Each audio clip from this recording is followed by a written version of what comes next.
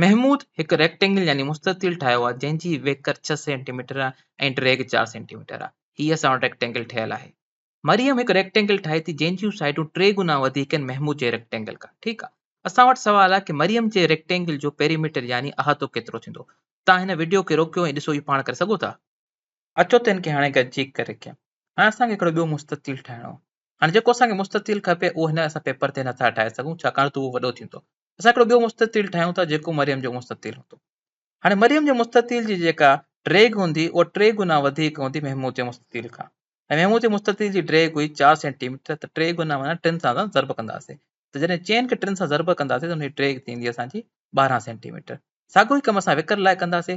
हाणे महमूद जे मुस्ततिल जी वेकर हुई 6 सेंटीमीटर, असां 3 सां ज़र्ब ॾींदासीं, असां मरियम जी वेकर मिली वेंदी मुस्ततिल जी, उहा थींदी 18 सेंटीमीटर।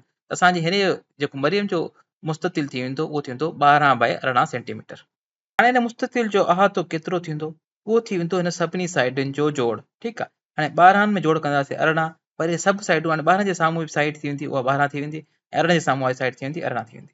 तव्हां हिन खे हिन तरह सां मिसाल वठी सघो था कि तव्हां के प्लाट जी बाउंड्री वॉल ठाहे रहियो आहियो। हाणे 12 में जोड़ कंदासीं 18, उन साइड साम्हूं वारी 12 आहे, वरी 18 जे साम्हूं वारी साइड बि असांजी 18 आहे, त हिनखे वरी ॿीहर असां लिखी छॾियूं था। त 12 जोड़ 18 वरी जोड़ 12 वरी जोड़ आख़िर में 18।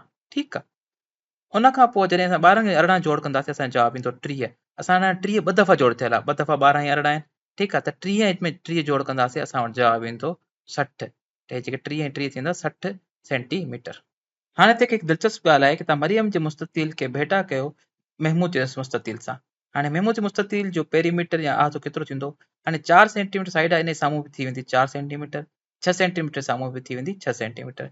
हाणे हिन जो अहातो कढंदासीं पेरीमीटर 4 जोड़ 6 वरी 4 जोड़ 6, 4 जोड़ 6 थींदो 10, 10 में 10 जोड़ कंदासीं असां वटि ईंदो 20 सेंटीमीटर।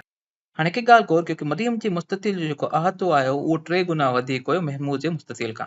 हाणे इहा ॻाल्हि तव्हांखे सही लॻंदी, छो कि असां हर साइड खे खणी 3 गुना वधायूं पिया। ठीकु आहे। हाणे जॾहिं तव्हां हर साइड खे खणी 3 गुना वधाईंदव त उन्हनि जो जेको जॾहिं जोड़ कंदव त उहो बि असां वटि जवाब में 3 गुना वधीक ई ईंदो।